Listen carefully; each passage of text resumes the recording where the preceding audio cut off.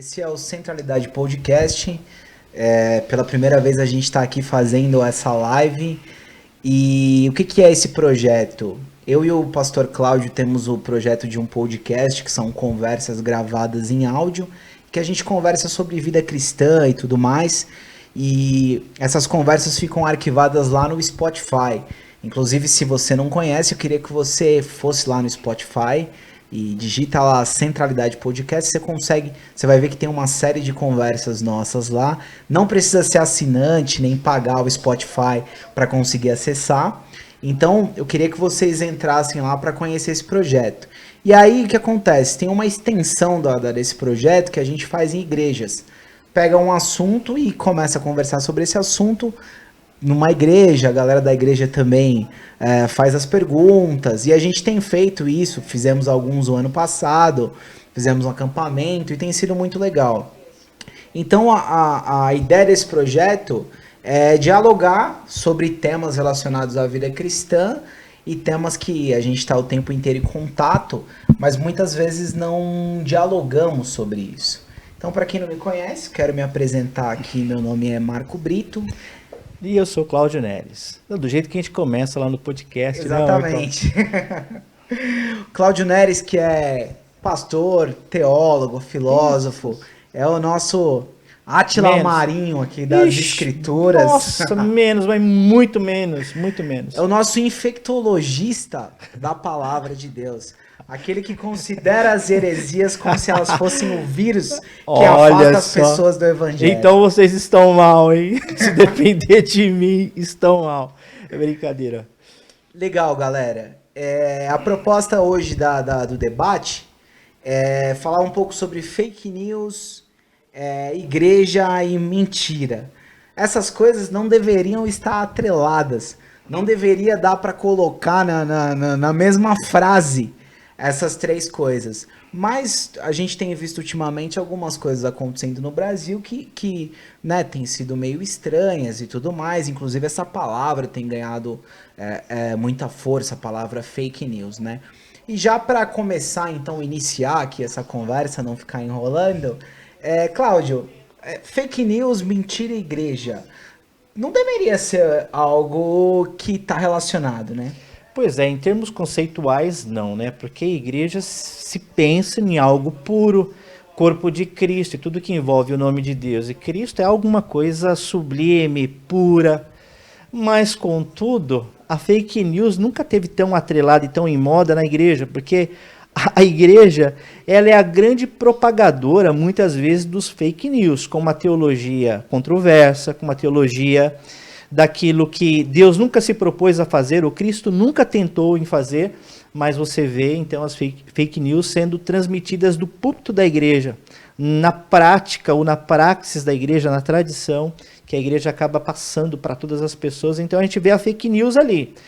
Isso é um problema, porque existem as várias fake news, né? Existem aquelas que são manipulativas, feitas assim de propósito mesmo, para manipular, para distorcer um conteúdo, ou de alguma forma a pessoa que está fazendo a fake news se apropriar daquilo, tendo um benefício próprio.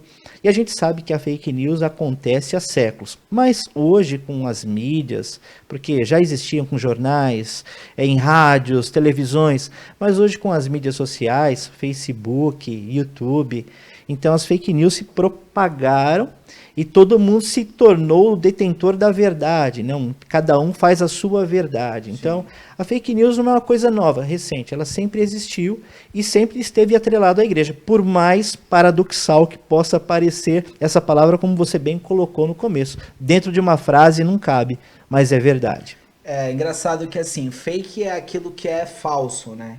Então, a fake news seria uma falsa notícia. E se é falso, é mentira, não é verdadeiro. E é interessante que o evangelho de Cristo, ele tem uma briga com a mentira. A Bíblia trata a mentira como filha do diabo, né? O diabo é pai da mentira. Jesus, ele ao censurar e querer como se fosse ofender uma vez um povo, eles disse que eles eram mentirosos e filhos do diabo. Se fake news é mentira, Então, é algo que nós deveríamos nos preocupar, né? Que a gente deveria dar um pouco mais de atenção. Porque se a fake news é a notícia falsa, o evangelho é a notícia verdadeira. O Sim. evangelho é a boa notícia, o evangelho é a boa nova. Então é interessante, eu fico pensando em como a gente trata esse assunto como se ele não fosse nada, como se ele fosse bobo, como se fosse uma coisa simples, sendo que não tem a ver somente com a notícia, mas tem a ver com uma prática de divulgar mentiras e também de tolerar mentiras, né? Sim. A gente até estava pensando um pouquinho antes de começar aqui, eu estava lendo, na verdade, o texto de Provérbios, Provérbios no capítulo 6, que fala a respeito da língua, a respeito das palavras. E ali no capítulo 6, verso 16, vai dizer que Deus, ele detesta, ele odeia, olha a expressão, né? Ele odeia 6 coisas e a 7ª ele abomina, que é exatamente a mentira. Você já parou para pensar, Marcão, que um tempo atrás se falava muito mais, com o coronavírus parou de se falar isso, mas quando se levantou a questão da homossexualidade, ou da questão da homofobia e tudo mais, então os religiosos fundamentalistas, que são mais fundamentalistas e religiosos do que cristãos, quase muitos deles, usavam o texto de Levítico, por exemplo, para falar que Deus abomina, Deus abomina. Perfeito. Mas a mesma palavra do hebraico que é usado para a questão da homofobia ou a questão da homossexualidade é a mesma palavra empregada em Provérbios na questão da mentira. Ou seja, existe uma abominação. Eu não quero entrar em detalhes teológicos da questão de antropomorfismo, que são palavras usadas na Bíblia para tentar explicar um sentimento de Deus, mas uma palavra que nós conhecemos, que necessariamente não existe uma abominação, um ódio. O que existe é uma palavra que nós conhecemos que determina talvez um pseudo-sentimento de Deus, uma palavra que nós conhecemos. Mas é a mesma palavra empregada para a questão da mentira. Ou seja, Jesus, quando ele se conceitua dizendo quem ele é, em vários eu sous, ele usa que ele é a verdade. Eu sou a verdade. Sim. E se ele é a verdade, evidentemente, o contraponto disso é a mentira. E existe uma abominação, né? Uma contradição de termos. E quando você vive na perspectiva da mentira, do fake, daquilo que não é verdadeiro, que não expressa a verdade, você está equidistante também de Deus, equidistante de Jesus, porque são coisas antagônicas, opostas, elas não podem caminhar juntas. Esses dias eu vi uma pessoa divulgar uma notícia como se fosse argumentação de determinado político. E aí esse fulano divulgou essa notícia, e uma pessoa abriu o link que ele tinha postado e viu que a notícia era de 2018. E aí a pessoa comentou, olha, essa notícia que você está divulgando aqui é de 2018. O cara ficou bravo com a pessoa, ficou bravo com ela, dizendo assim, o que tem a ver se é de 2018? No caso, tudo, né? Porque em 2018 não tinha a pandemia, não tinha tantas coisas, então uma fala de uma pessoa de 2018, fora de contexto, totalmente pode ser algo que ele não falaria hoje, né? Tanta coisa aconteceu de 2018 para cá, tantas coisas foram descobertas, então eu gostaria até de já dar um alerta para vocês, de que se puderem, verifiquem a fonte das informações, em que ano elas foram escritas, quem foi que escreveu. Um outro cara que eu vi também é o cara produzindo notícia do nada. Ele não pegou link de lugar nenhum e nem base nenhuma. Ele pegou uma informação e ele começou a listar quanto custava os respiradores em cada cidade. Mas não tinha link, não tinha nada, ele que escreveu lá. E aí algumas pessoas começaram a comentar, falou, olha, você tem como confirmar essa informação de alguma forma? Você tem um link do Ministério da Saúde? E aí o cara também ficou bravo. Ficou bravo de que as pessoas queriam saber se a informação era verdade. Mas o que me preocupa, gente, é quem compra essa informação sem nenhum tipo de crítica, sem nenhum tipo de filosofia, sem nenhum tipo de reflexão sobre essa informação. E isso cada vez mais está ficando mais comum. Eu não sei, Marco. Me parece que as pessoas, quando elas vão buscar uma informação, elas já vão com um conceito, uma preconcepção a respeito de algo, e elas acabam acreditando naquilo, mesmo que seja uma mentira, assim, deslavada.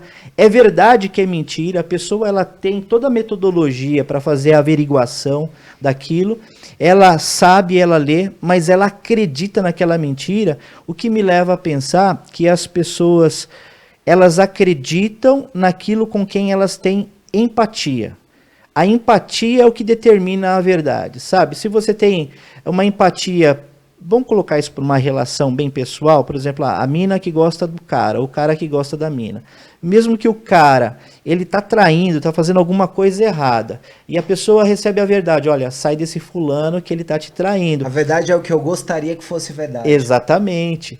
Mas como a pessoa tem aquela empatia, ela crê num ideal dela, ela jamais vai questionar ou vai colocar a condição de que aquilo é uma mentira. Ela nunca vai viver assim. Ela sempre vai acreditar na verdade dela, no idealismo dela. Então, existe essa projeção, por exemplo, na política. Então, você tem o político que mente, que fala constantemente mentiras, mas você acredita, porque você está acreditando no ideal, numa projeção sua. E na igreja a mesma coisa, tem o pregador que está falando mentira, que está prometendo que Deus disse, que Deus falou, que Deus vai fazer, que não sei o que vai acontecer, o milagre que está chegando. Como você acredita num ideal seu, você acaba passando aquela mentira como se fosse uma verdade, porque você não está acreditando na pessoa, mas você acredita no ideal. Sim. Isso é uma projeção bem equivocada, uma distorção, né? Sim. Tem um pensador que diz que nós temos a tendência de negar tudo aquilo que ameaça a nossa identidade. E qual é essa identidade? É a identidade que eu divulgo para as pessoas. Não aquilo que eu sou, porque aquilo que eu sou muitas vezes é muito incerto, a gente não Sim. sabe muito bem o que a gente é. Até porque a gente muda constantemente. A gente muda, mas tem gente que ele divulgou um papel social, então ele divulgou que ele é defensor do candidato tal, ele divulgou que ele é... E aí quando vem algo que ameaça a identidade dele, que ameaça a escolha dele, ele tende a proteger essa identidade e não proteger a verdade. Proteger as suas escolhas. Então, ainda que o candidato faça alguma coisa que não é tão legal, poxa vida, como eu escolhi esse candidato, então eu vou defendê-lo. Time de futebol, família, namorado, casamento, igreja, pastor. A verdade é a imagem criada, né? A imagem criada, eu conheço pessoas que congregam em igrejas que os pastores agora estão na moda como os hereges da moda. Não vou citar nomes, não quero trabalhar com nomes. Mas... Nenhuma. Não posso, né? Aí não tem graça. Eu não posso porque os caras são gente fina e de repente a gente tem a oportunidade um dia de tomar um café, trocar uma ideia e até mostrar pra eles o que a gente acha que tá sendo Sim. falado errado, né? Que eu acho que falta isso, né? Até a gente vê os teólogos que estão fazendo vídeo falando as heresias de determinado cara, mas eu tenho certeza que esse mesmo teólogo não procurou o cara para trocar ideia, para ensinar. Mas aí voltando ao assunto, essas pessoas congregam em igrejas de pastores que estão falando heresias. O que é uma heresia? Heresia é algo que a Bíblia, que é contrário àquilo que a Bíblia afirma como verdade. E às vezes não é nem tão, não é tão disparátil assim. A heresia, ela é muito parecida com a verdade.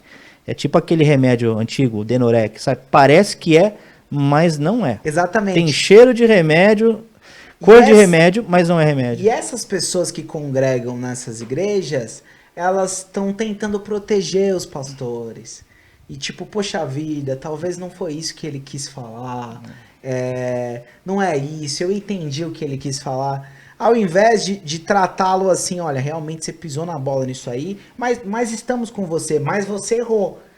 É muito difícil, e é difícil para mim também, é difícil para todos nós assumirmos que erramos, assumirmos que tomamos decisões erradas que fizemos uma escolha errada, que falamos algo errado. Tem muita coisa que eu falei em 2014 que eu estava errado, que hoje... Sabe quando o Facebook relembra o texto que você escreveu? Uhum.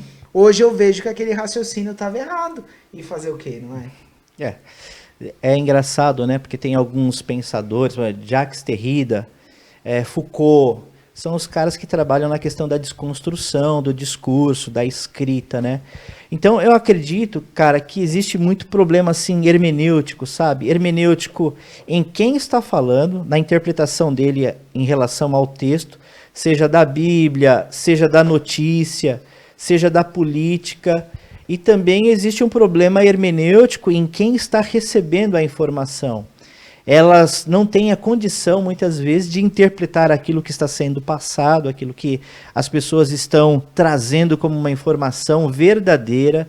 Então, isso acaba trazendo alguns tipos de transtornos no sentido de comunicação, né? O problema da hermenêutica, tanto daquele que fala como daquele que recebe. Hermenêutica significaria, então, a interpretação equivocada ou errada das coisas. Bom, enquanto o Marcão está tomando um cafezinho aqui, deixa eu ver a galera que está por aqui. Aí.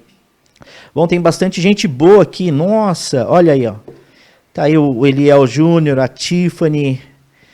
o Guilherme Tel, meu filho, lá no México, o Eliel Júnior, Sandra, tem a Fernanda Oliveira, o Amós, gente boa, Paulo e Vilma, nossa, gente boníssima, tem a Milana Brito assistindo, um abraço, o Maicon Tibúrcio, bacana, gente, manda pergunta aí pra gente estar respondendo, refletindo com vocês, ampliando aí a conversa, a discussão.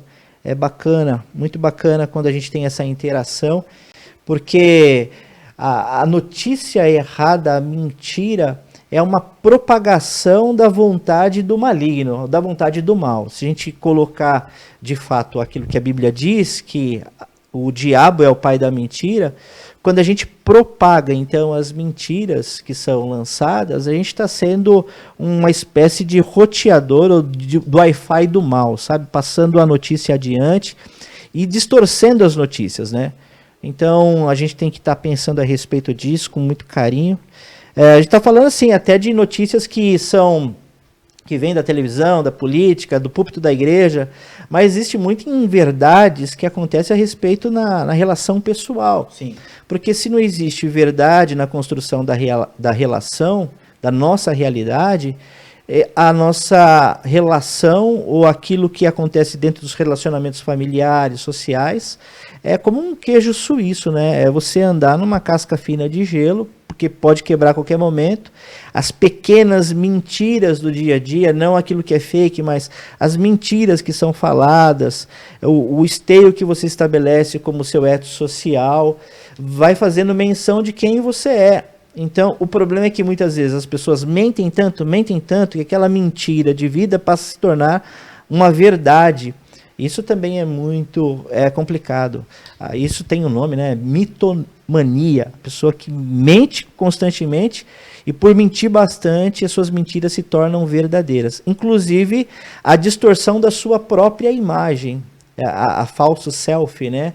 A imagem equivocada de si mesmo passa a ser uma distorção e uma sabotagem de si. De tanta mentira que a pessoa vai criando. Marcão, sim, aconteceu uma vez comigo, deixa eu falar aqui, o pessoal vai... Algumas pessoas estão falando que você esqueceu delas. Tem o Samuel, eu já li aqui, o Samuel, tem o Rodrigo. Agora eu vi aqui, ó. É que eu passei aqui o dedinho, enfim. Tem o Rodrigo, aí, verdade. Perfeito, esquecido bastante. Volta sempre, né, Rodrigo? Sempre. Eu já esqueci do Rodrigo, cara, do púlpito da igreja. No que você estava dizendo, só para não perder. É o que eu estava dizendo? Não, eu lembrei. Eu vou cantar a bola, quem conhece vai se tocar quem é, mas não vou citar nomes aqui.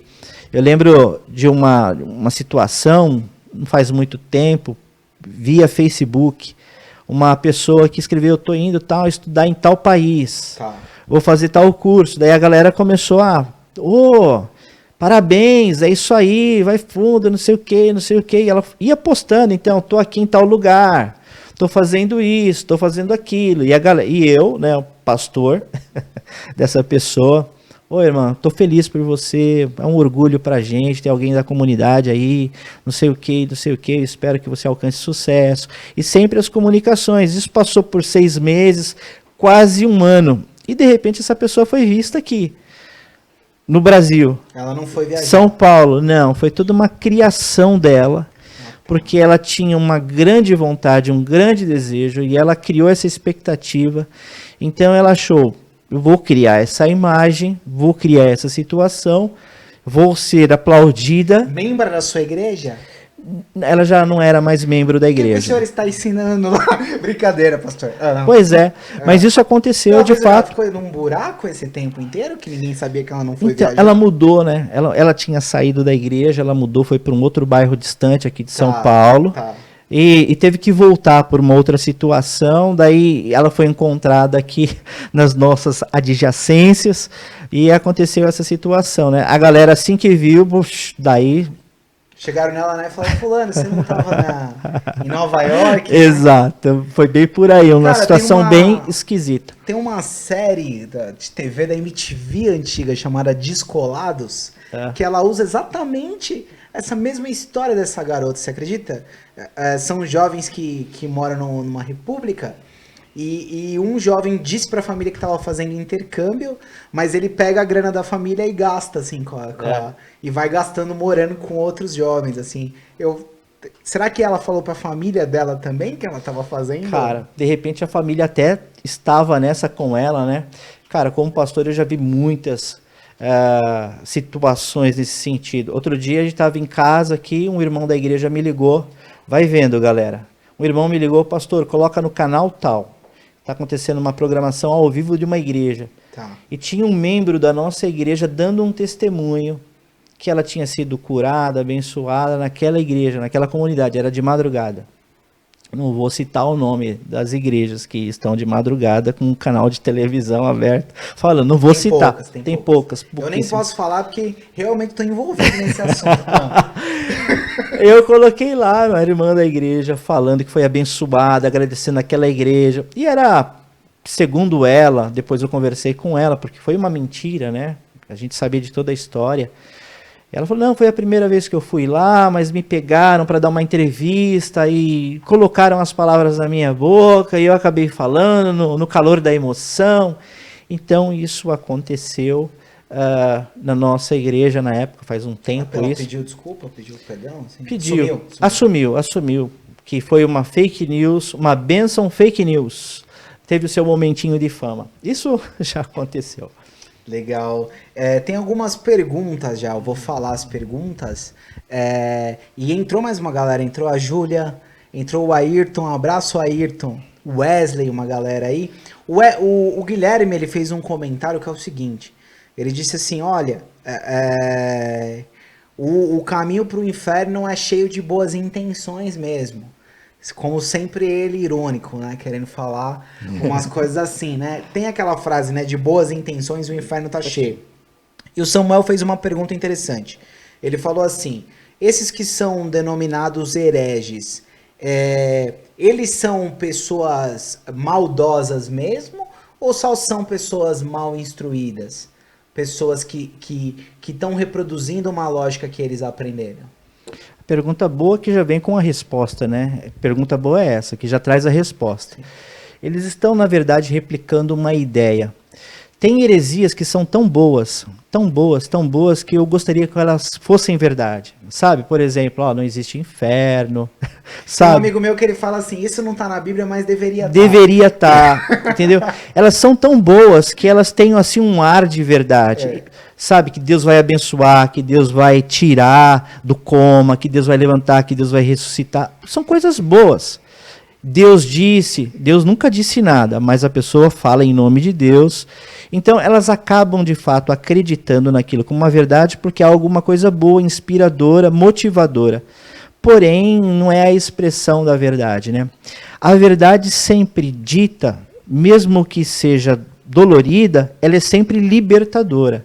Porque a Bíblia também diz, conhecereis a verdade vos libertará. Então é em todos os sentidos, em todos os níveis. Desde o primeiro e primário, que é conhecer Jesus. E conhecendo a Jesus, você se liberta da mentira que é a sua vida, da mentira de quem é você, da mentira das promessas e da verdade que ele é. Eu acho que é interessante fazer só um parêntese aí, que assim, que a verdade que liberta é Jesus, porque Jesus Sim. ele diz que ele é a verdade. E a verdade que liberta não é a minha verdade. Sim. Porque o que acontece? É um bom recorte. Essa frase constantemente ela é tirada de contexto, viu? Sim. Por exemplo, eu chego pra alguém e falo assim, tá vendo? Eu falei a verdade. E a Bíblia diz que conhecereis a verdade e a verdade vos libertará. Não, não é disso que a Bíblia está falando. É da verdade de Jesus. Jesus, ele se intitulou como o caminho, a verdade e a vida, né? Exatamente. Essa é a grande expressão do texto ali, né? Sim. A verdade sempre bendita, em qualquer momento, ela sempre vai ser algo que vai trazer, de alguma forma, a liberdade de consciência, uma liberdade da situação, da circunstância. Agora, no sentido amplo, Jesus, de fato, é a grande verdade a ser conhecida. Então, eu acredito, voltando à pergunta do Samuel, eu acredito que existem alguns hereges de púlpito que eles são honestos no sentido de que eles acreditam mesmo naquilo, porque tem um ar de verdade.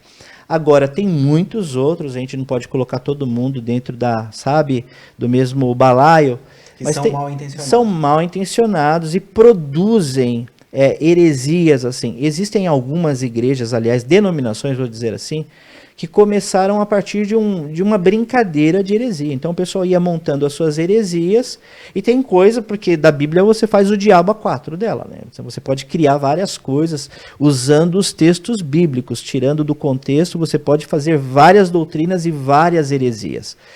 Então tem gente que tem má fé mesmo, que vai criando os seus pensamentos, as suas doutrinas, os seus dogmas, a fim de arregimentar pessoas e a fim também de alcançar público, né, de seguidores. Então, infelizmente, acontece isso, é triste. Então, é muito complicado, e é até uma coisa que eu queria falar com você, que é sobre a busca da verdade. Porque assim, a gente falou sobre a divulgação da mentira. E aí o antídoto da divulgação da mentira seria a busca da verdade. E é interessante, por que as pessoas não têm o hábito da busca da verdade? Porque, principalmente das verdades bíblicas. Porque assim, se há heresias, e heresias que são tão famosas, e que elas têm tanto público, é porque as pessoas não estão indo consultar a verdade, ou as pessoas não têm uma ideia do que seja a verdade. Então, por isso que elas engolem as heresias. E é interessante porque, assim, a verdade cristã, para quem quer viver uma vida cristã, é as escrituras sagradas, é a Bíblia. Então, se tem gente falando coisas que a Bíblia não diz, e isso tem muito público, é porque as pessoas não estão lendo a Bíblia. Se estão divulgando notícias falsas de política, de várias coisas, e isso está tomando muita proporção, é porque as pessoas não estão buscando a verdade. As pessoas não estão tentando ir ver um jornal de credibilidade, não estão tentando ir pesquisar na internet e ver se aquilo procede. Então é interessante a gente pensar que tem que ter uma busca da verdade. O Samuel falou dos pastores que talvez reproduzem inocentemente heresias. Mas o que eu fico pensando é por que eles não buscam a verdade? Por que eles não buscam estudar em seminários bons? Por que eles não entram em boas faculdades? E por que eles não leem bons livros? Então eu acho que ao mesmo tempo que pode ser uma inocência, ela vem carregada de uma arrogância. Que qual que é a arrogância? De achar que eu já sei. De achar que eu já tenho as respostas. Porque o que acontece? Se você pega 5 pregadores famosos no mundo, teólogos verdadeiros que pregam a palavra de Deus, você já aprende muita coisa. Uhum. Eles já destroem muitas heresias. Então tem caras que falam algumas coisas que você pensa, esse cara ele nunca ouviu ninguém, ele nunca leu ninguém. E se ele não ouviu ninguém e nunca leu ninguém, o que é que ele pensa que tem que fazer um pastor? Então são vários problemas assim seguidos. Sim. Existe o problema de que uma mentira foi propagada por muito tempo, muitos séculos inclusive, que a igreja de alguma forma ela acabou se utilizando de algumas informações e de alguns dogmas que lhe eram pertinentes. E quando você tenta desconstruir isso com novas informações, ou com uma projeção, ou uma, como eu posso dizer, com uma lupa hermenêutica diferente daquela que foi usada e que a igreja sempre usou. Por exemplo, você pode usar uma lupa hermenêutica, uma chave para a interpretação da Bíblia, da lei ou da graça, ou você pode usar a lupa de uma doutrina que está embasada na experiência do doutrinador, por exemplo, né? Isso acontece muito em movimentos neopentecostais, pentecostais. Ou você pode usar uma lupa da Bíblia que é a própria palavra. E quem é a própria palavra na Bíblia? É Jesus. E quando você usa a lupa que é Jesus, algumas coisas são confrontadas. Porque, por exemplo, tem algumas coisas que Jesus mencionou, falou, que ele vai na contramão da religião pregada, da instituição. E tem muitas coisas que a religião afirmou que elas são inverdades na boca de Jesus e vice-versa. Então, dependendo a lupa ou a câmera que você acaba usando, você vai dando um outro tipo de interpretação. Se então você traz uma informação diante de uma comunidade, diante de uma igreja, e você traz aquilo como uma verdade, mas aquela verdade ela está colidindo com a verdade plantada por muito tempo na consciência das pessoas, então aquilo gera um mal-estar. Né? Então é interessante você fazer esse exercício de buscar a informação e não ficar refém somente daqueles que são os pregadores. Porque pode acontecer, que eu acredito que acontece, e a igreja tem a sua culpa nisso, porque elas projetam no pregador, ou no pastor, ou no líder religioso, seja protestante, seja católico, ou no centro espírita, eles projetam nesse líder a pessoa de Deus. E acham que aquela pessoa se transforma num oráculo, e tudo que sai da boca daquela pessoa é uma verdade. É algo assim, é axioma, é imexível, é imutável, não muda. E isso não existe. É só uma projeção da igreja na pessoa. E quando essa pessoa, de alguma forma, ela busca estudo, ela busca fazer uma averiguação, ela busca usar ferramentas de hermenêutica, de interpretação, ela tenta olhar numa outra perspectiva, né, com outro olhar, e que acaba confrontando o pensamento das pessoas, que foi ali sedimentado por tempos, então aquilo acaba gerando uma indisposição, porque a verdade do ser humano ou do indivíduo está sendo confrontada. Então eu acho que existe também muita preguiça nos pregadores e coragem para viver essa liberdade do pensamento e buscar então a verdade e ficar cavando constantemente essa verdade, que é Cristo, porque tudo se torna relativo diante de Deus. A gente está diante de coisas relativas, existe só um absoluto que é Deus. Mas como a gente muda, as nossas convicções também elas vão mudando a respeito do tempo, daquilo que a gente vai garimpando como conhecimento. Tem um filósofo muito conhecido que é o Nietzsche, trazer um pouco do Nietzsche, que talvez é um dos pais do ateísmo aqui, tá?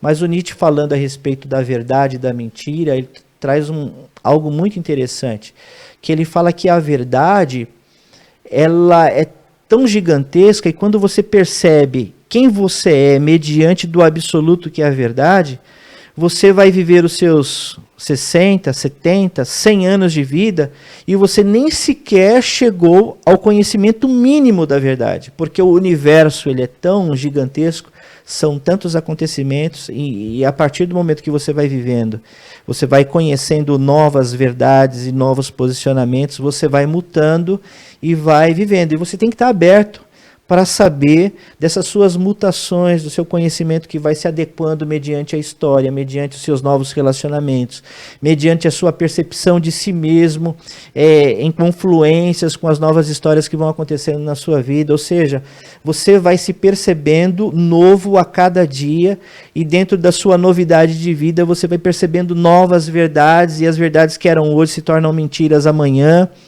Então tem coisas que são bem relativas. Mas agora existem verdades que são imexíveis, sabe? Verdades que são absolutas e elas devem ser preservadas, elas não devem ser tocadas, que tem a ver com Deus, tem a ver com a verdade do outro, tem a ver com aquilo que é o ethos social, que a ética diz, que a ética rege, que a moral estabelece. Então essas verdades, elas têm que estar ali firmadas. E a sociedade, no seu movimento social, natural, vai mexendo essas verdades, mas é como um todo. Não adianta um indivíduo chegar e querer colocar, socar a sua verdade sobre os demais. Então, a questão da mentira e a questão da fake news passa muito dentro de uma projeção e dentro de uma interpretação de cada um e da imposição que as pessoas fazem sobre o outro, da manipulação dessa verdade pessoal sobre o outro. Então, é bem complexo isso.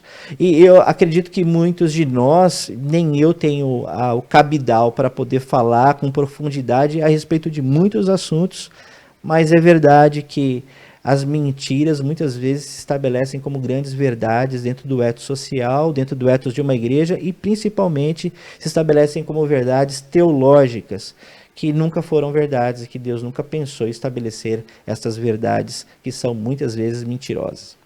É complexo. Eu acho que é necessário que a gente tenha essa busca, então, do que seria a verdade, para nós cristãos, a verdade revelada nas Escrituras. Se estamos falando de evangelho, se estamos falando de política, levantamento de fatos, levantamento de coisas que estão acontecendo, né? E tentar sair um pouco do lugar comum, do lugar de obviedade, né? Do lugar de todo mundo tá dizendo isso. Nem tudo que todo mundo diz é verdade, pessoal. Tem muita coisa que todo mundo diz que não é verdade, né? Tem algumas mentiras que se elas não fossem faladas, ia ser insuportável a nossa vida. Por exemplo, você tá magro, Marcão, você tá bem, velho? Tô com medo já do cara destruir tudo que a gente falou até aqui. Tipo assim, não, tem algumas... A gente não tá no café filosófico, né? tá? Só pra te lembrar. É verdade. Tá. Bom, mas tem algumas coisas que são omissões. É até complicado falar isso, porque eu não sei como as pessoas interpretam, mas se você fosse verdadeiro o tempo todo, não é proibido você pensar a verdade.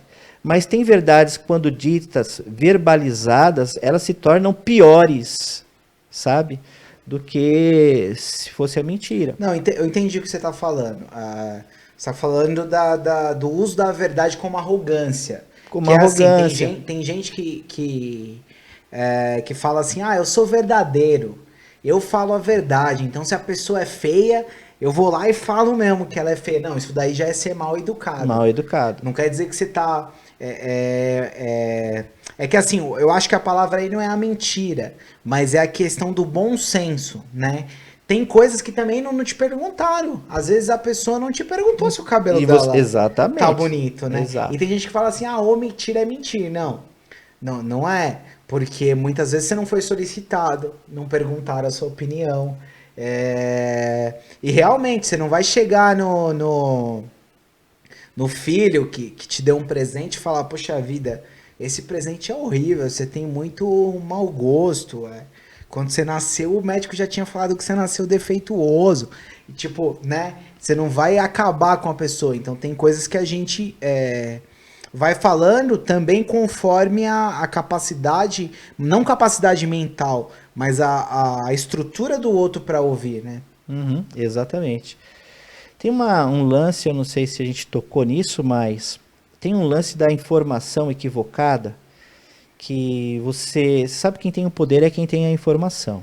E quando você chega diante de um amigo, numa roda, e alguém pergunta, você está sabendo o que está acontecendo? Tô. Daí a pessoa, aquele negócio foi triste, mas o que vocês não sabem é um detalhe que a pessoa acaba acrescentando. Então a atenção se volta toda para aquela pessoa que tem um detalhe a mais, tem um conhecimento a mais. E aquela pessoa, naquele momento, se transforma na pessoa mais importante, detentora da verdade. Uma autoridade, porque ela tem uma informação que ninguém tem. Então isso traz uma sensação para quem tem a informação, mesmo que seja mentira.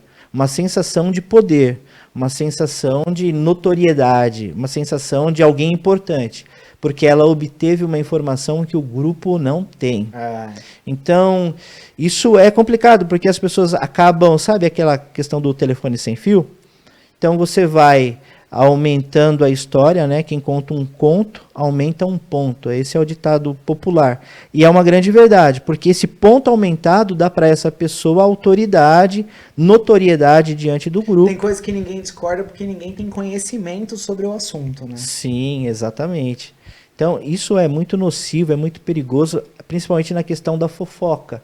Porque a fofoca é exatamente isso, né? É uma informação nova que surge como um boato ou não, mas as pessoas vão trazendo essa informação, vão levando adiante essa informação e acabam transformando ou transtornando a vida de alguém, de uma instituição, de uma situação, de um país, inclusive a respeito das informações equivocadas que existem, né? Que são fofocas, simplesmente. Fofoca news. É interessante pensar essa coisa da autoridade, né? Também tem pessoas que quando elas se tornam autoridades no que elas falam, tudo que elas falam é verdade, né? E aí ninguém questiona mais. Mas não é assim, né? Tem pensadores que são incríveis, mas que de repente ele escreveu alguma coisa que você não concorda, né? O Mário Sérgio Cortella, ele fala um negócio muito interessante, que ele diz assim que gostar de um sujeito não é concordar com ele 100%. Sim. E tem muito. E principalmente num momento polarizado igual esse do Brasil, tem muita gente que pensa assim: olha, eu assumi uma bandeira, então eu tenho que defendê-la cegamente até o fim. E não, você pode concordar com algo em parte, concordar com algumas coisas. Mas isso é novo pra gente, porque a maioria das pessoas ou concorda ou discorda, e não concorda em parte. E é interessante que o Cortella, ele disse uma vez que ele é um grande admirador do Lula, né? E aí o jornalista disse para ele assim: olha, Cortella, como você é um cara da educação, que já foi secretário da educação, uma pessoa tão culta, inteligente, disseminador do conhecimento, admira um cara igual o Lula, que praticamente ele prega o analfabetismo. E aí o Cortella disse: pois é, esse fato eu não admiro nele.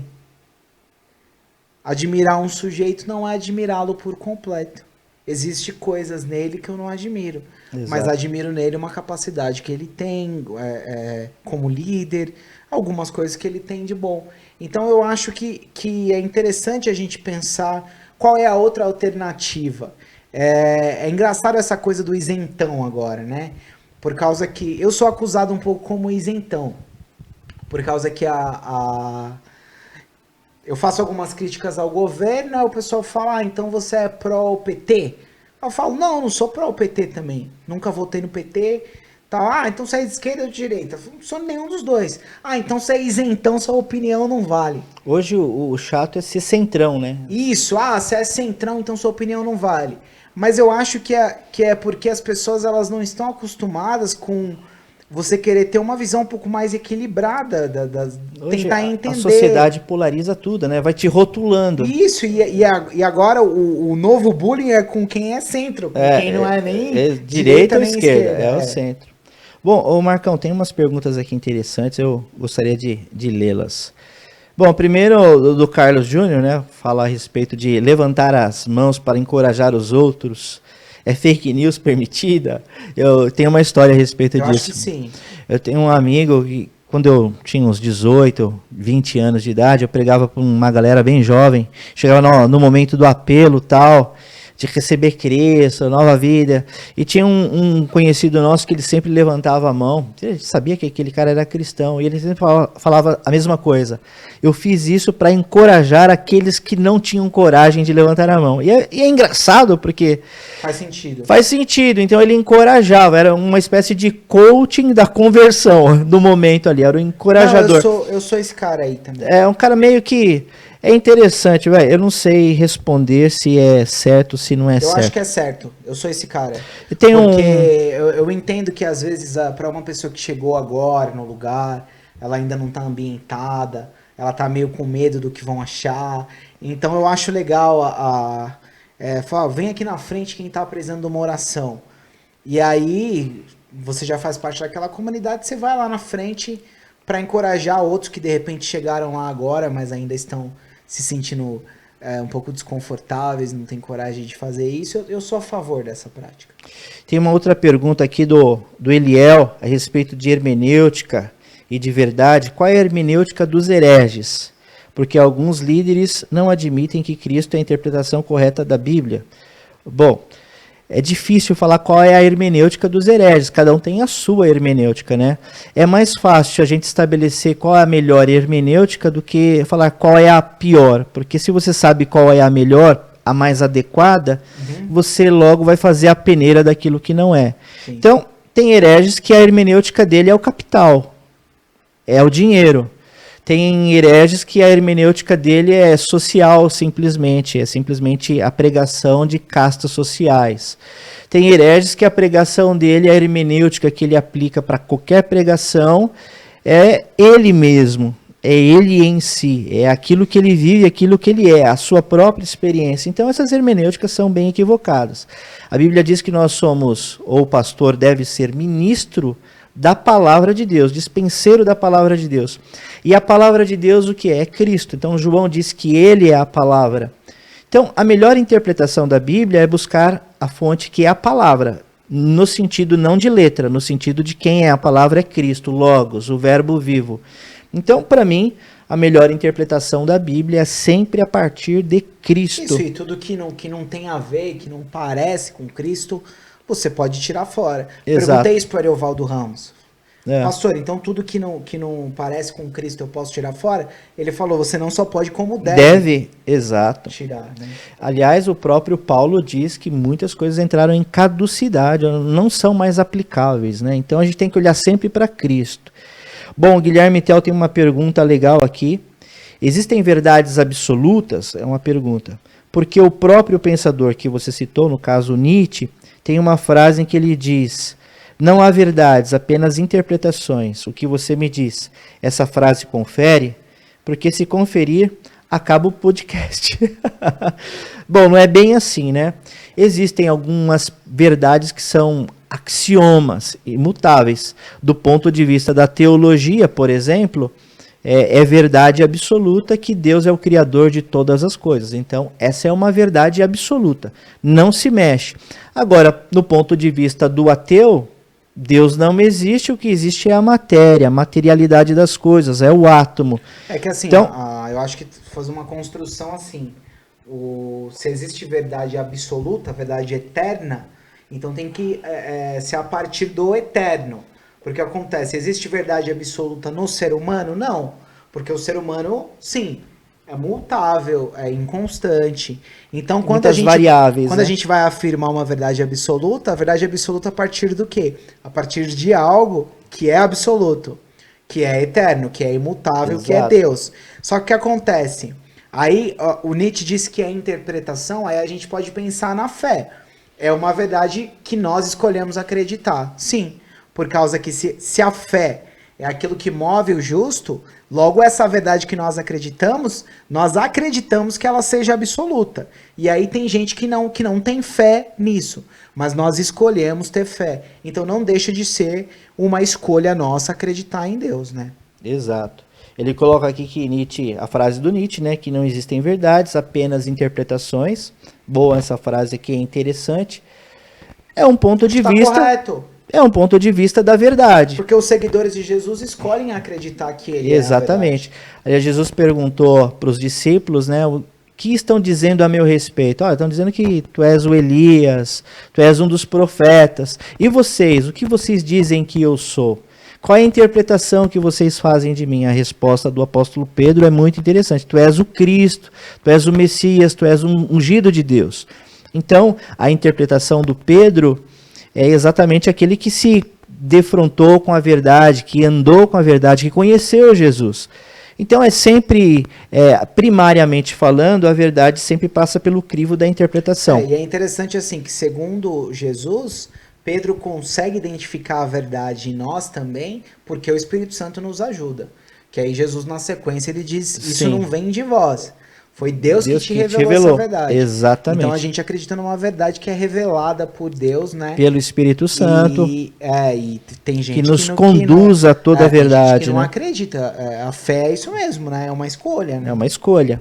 Então, essa frase aqui, né, a respeito da verdade, que é apenas uma interpretação, tá correto, não está errado, não.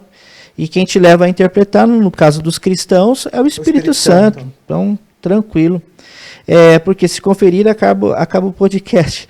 Não acaba, porque todo o assunto, ele daí eu sei que ele está brincando, mas o assunto ele é sempre bem dilatado, e quando a gente traz então à tona essa questão que o Eliel colocou, qual é a melhor hermenêutica para se buscar a verdade, então se você trazer Cristo para a conversa, então tem muito assunto aqui. Bom, quem mais está perguntando aqui? O Eliel falou assim, que a pós-modernidade nos apresentou o Instagram, e com ele vidas perfeitas.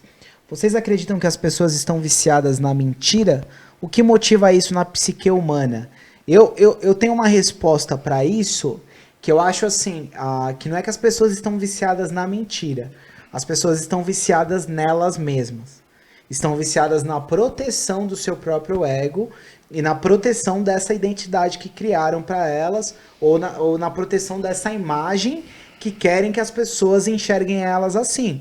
Então o que acontece? A mentira é um mecanismo usado para reforçar essa proteção, para que você não venha descobrir quem é a pessoa de verdade. E aí eu acho que toda a lógica por trás de fake news, de heresia e de tudo isso, tem um pouco disso, de proteção do ego. Porque o que acontece? Eu minto para me proteger, porque se eu falar a verdade, eu sou denunciado. Sim, é sempre um mecanismo de defesa, sempre né? um mecanismo de defesa. Ana Freud fala a respeito disso, não com o Instagram, né? Uma coisa mais nova, mas o Instagram nada mais é que algo ampliado daquilo que sempre existiu na vida do ser humano, né? A gente gosta, tô me colocando no meio, a gente gosta de vender a falsa imagem, que é aquilo que nós gostaríamos que fosse, porém não é. Então você jamais vai colocar uma foto lá de um prato sem comida para apresentar às pessoas. Então você vai colocar o prato bom, isso aqui merece ir para o Instagram. Nós gostamos de vender essa boa imagem, porque a boa imagem acaba dizendo a respeito daquilo que somos. E necessariamente o Instagram não registra ou não mostra, não pontua aquilo que nós somos, as nossas verdades. Sim, é ficção, né? É ficção. A gente aprende na faculdade de comunicação que o que acontece, tudo aquilo que tem um recorte e tem uma câmera é ficção, não é mais realidade. Por exemplo, por mais que vocês estejam vendo a gente ao vivo aqui, isso não é realidade, é ficção. Por que é ficção? Porque nós escolhemos uma parte da casa do Pastor Cláudio para mostrar.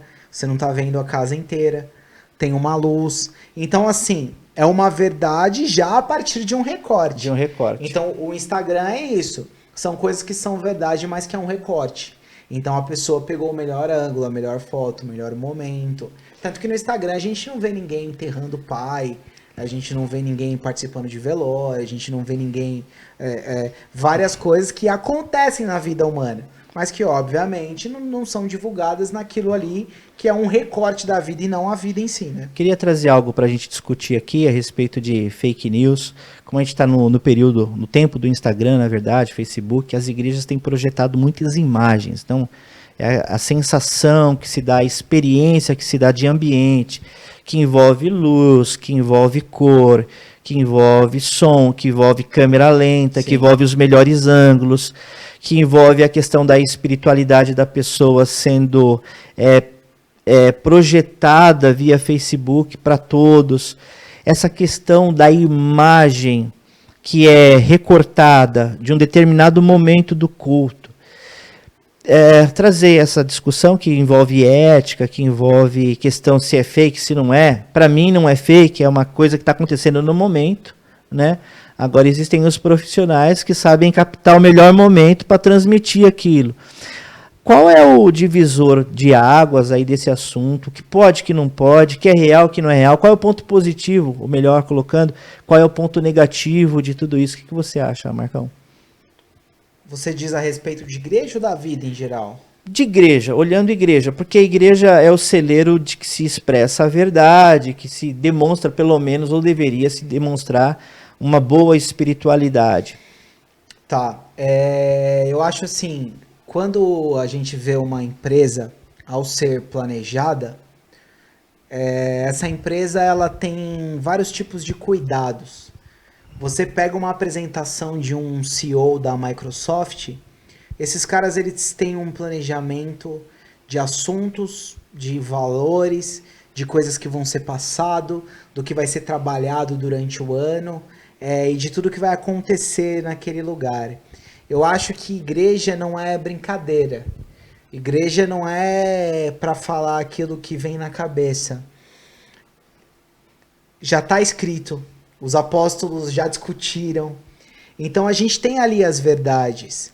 Eu acho que o nosso papel mais sincero é falar sobre tudo e planejar falar sobre tudo, pastor. Uhum. Então, no nosso planejamento de ano, a gente tem que planejar falar sobre todos os assuntos, trabalhar os assuntos, de modo que claro que sempre vai haver uma coisa ou outra que pode passar, mas que as pessoas, ao observar essa comunidade, falem, olha, a minha igreja já falou sobre isso. E então o que é o mais sincero? É falar sobre as coisas boas e também sobre as coisas ruins. Uhum. É sair um pouco desse recorte de essa ficção que é projetada por mim para entrar numa realidade de Deus. Você entendeu? Certo. Então, assim, eu tenho que sair do lugar do diretor do filme. Sim, Eu tenho que deixar Deus dirigir o filme. sim. Eu acho que o limite tá aí. Porque, por exemplo, o senhor já falou pra mim, eu vou expor você aqui. Você já falou pra mim de um período que você teve, numa época que você tava tendo vários pesadelos. Sim. E isso não é uma coisa que é muito comum um pastor falar. Eu acho que a gente não tem que ter medo de expor o nosso lado humano para as pessoas. E eu acho que o limite está aí. Quando tem muita perfeição, quando tem muita ficção, quando tem muito direcionamento numa ideia só, e por mais que seja uma ideia bíblica, você não pode se concentrar só nessa ideia. Uhum. E tem igrejas que são presas a uma ideia. Igrejas muito boas. Aliás, a igreja, por muito tempo, né, ela rechaçou qualquer coisa que envolve a questão da emoção. E hoje nós estamos num tempo em que tudo está relacionado às nossas emoções. Está no período de quarentena, as pessoas estão surtando. Então, foi negado muitas vezes a questão da emocionalidade dentro da igreja, a questão das emoções das pessoas. Não pode tocar esse acorde, porque esse acorde aqui gera uma sensação nas pessoas, faz as pessoas chorarem. E a gente acaba esquecendo que o ser humano ele é integral, né? Ele tem a sua questão psíquica, emocional, ela tem a questão do corpo, ela tem a sua questão espiritual. E quando se explora a questão do corpo, isso aí é pecado. Mas o corpo também não é de Deus? Não é para Deus? Se explora a questão da emoção com músicas ou com determinados apelos emocionais, isso é pecado? É pecado mesmo? Nós não somos seres emocionais também, nós não somos seres pensantes que vivemos mais da emoção do que do pensamento. Aliás, quase tudo em nós é emocional. Por que a gente dá respostas que a nossa razão jamais daria a respeito de determinadas situações? Porque nós somos emocionais. Sim. Por que eu gosto de quem eu gosto? Questão da empatia, que o outro não gosta. Então, nós somos emocionais também. Agora, não pode ser uma igreja, ou um culto, ou uma liturgia pautada, embasada na questão emocional somente. Tá. Ou não pode ser um culto ou uma liturgia embasada na questão do corpo somente. Ou somente da questão espiritual, aquele racionalismo frio, né? Porque tem igrejas que o pastor vai lá e prega e fala grego, fala hebraico, é aquela coisa que parece ser espiritual, todo mundo legal, sabe, aquela escola, aquela igreja faculdade, mas as pessoas saem dali vazias, não sentiram nada, não tiveram troca nos relacionamentos, que também é uma questão emocional, de afetividade, né? Então, quando não se usa essas ferramentas que está intrínseca ao ser humano, eu acredito que a gente não tocou em todos os pontos que são sensíveis do ser humano. Sim. Ou é só racional, ou é só emocional, ou só espiritual. Por que a gente não pode fazer um mix de tudo isso e tentar extrair o melhor, principalmente que nós estamos nesse tempo? Eu acho que assim, as pessoas se acostumaram com o modo da religião de fazer culto, de fazer espetáculos.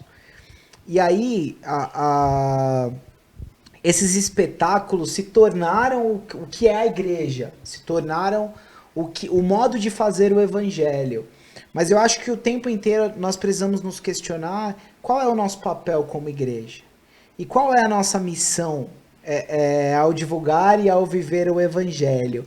Porque o que acontece? O evangelho não pode ser um momento de entretenimento que acontece uma vez por semana para reforçar o ego das pessoas. Sim. Mas ele pode se utilizar das ferramentas, ele pode utilizar da música, ele pode utilizar do teatro, ele pode utilizar de uma fala sobre psicologia, só que tudo isso, o final de tudo isso tem que ser Jesus. O resultado de tudo isso tem que ser Jesus. Eu gosto muito do texto que fala do milagre da multiplicação de pães e peixes, e aí conta toda aquela história absurdamente maravilhosa da multiplicação, quando Jesus pega os 5 pães e 2 peixes e multiplica para milhares de pessoas, mas eu gosto muito de como o escritor conclui o texto. Então todos ali creram que ele era o Filho de Deus. Bacana isso. Então eu acho que assim, tudo aquilo que é feito, o resultado tem que ser, as pessoas creram que ele era o Filho de Deus. E não as pessoas saíram de lá mais felizes, mas sem crer que ele é o Filho de Deus. As pessoas saíram só para finalizando esse raciocínio, eu acho que o evangelho ele é muito próximo do ser humano, porque Jesus se fez humano. O evangelho é para o ser humano. O evangelho é para o ser humano e o evangelho é para nos tornar mais humanos. Então o que acontece? Eu acho que líderes reais produzem igrejas reais. Produz humanidade. Produz humanidade. E igrejas reais agradam a Deus. Sim. Mas pode ser que elas não agradem o ser humano. Eu vou dar a minha resposta que tem a ver com nessa confluência aí de conclusão que você deu a respeito desse tema. Daí eu vou colocar a minha verdade, tá bom? Será o Cláudio mesmo falando aqui. Tá. Eu acredito que o culto, como ele é parte da nossa liturgia humana para Deus, o culto deve ser entretenimento mesmo. Tá. Não no sentido do oba-oba, no sentido de que nós estamos em comunhão, em comunidade Então, com outro. O culto pode ser, mas o evangelho não. Não, exatamente, porque essa é a distorção que se faz. Vê que a gente sempre cai na questão do templo e da liturgia, da programação de 1h30, 2 horas que as igrejas fazem. Né? A gente acha que o culto é aquilo. As pessoas têm um raciocínio que o culto é aquilo. Que o culto pode ser ou não online. Culto online é culto? Não, a vida é culto. Isso. Não é templo, não é programação, não é o pastor lá na frente falando, vamos orar, vamos cantar agora vai vir os avisos, agora é o momento da pregação. Isso não é culto. A nossa reunião, a nossa celebração deveria ser o entretenimento do cristão. Um lugar de alegria, um lugar de você extravasar no sentido bom da palavra, no sentido de você, puxa vida, agora eu estou em casa, agora é o almoço do domingo, sabe? A família está ali, você vai comer uma comida diferente, você vai se relacionar, vai conversar, as pessoas vão falar alto mesmo, estão na mesa. Então, o culto deveria ser entretenimento mesmo. Há pessoas que acham, nossa, o culto virou uma coreografia gospel, o culto virou isso, é entretenimento. E qual o problema? Qual o problema se nós fomos chamados para celebrar a vida?